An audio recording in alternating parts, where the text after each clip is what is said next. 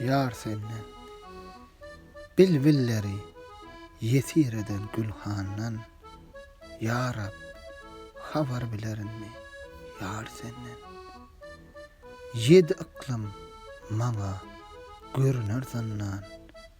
Ya Rab, habar bilerinmi yar senden? İspendiyar gözü Rüstem zalynna, Şam, Necep'te, Mekke, Dımaşk iline, ardı Kars'ta, Kervelanyň çölüne. Ya Rab, habar bilerinmi yar senden? Şerab içip, serhoş bolup sedresem, ganym janyn gıyım doğrasam, görowludek dağdan dağa uğrasam. Ya Rab, habar bilerinmi yar senden? Bir gül kokar gözel yarın bağına, bilbil hücmeyler soğulu sagynna. Beytullah'nın Safa, Merve dağına. Ya Rab, habar bilerinmi yar senden?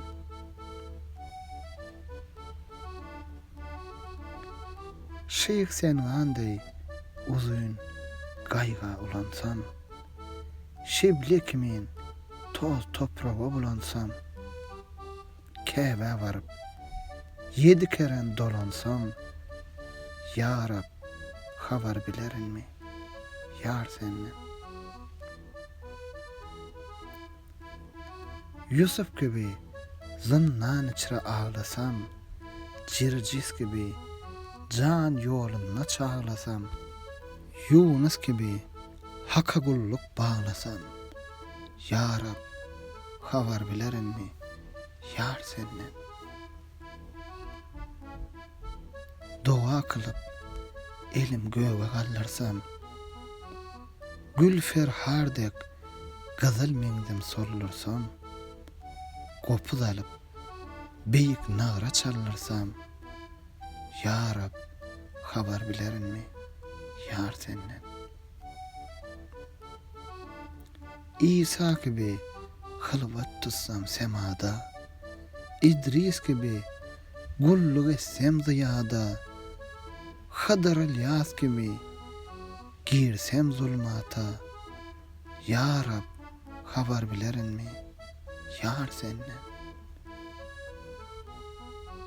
Magtym uly aşyklaryň messinne, nerkes gözi hayran eder dessinne. 7 ýerde 9 pelek üstünne. Ya Rab, habar bilerinmi yar senden?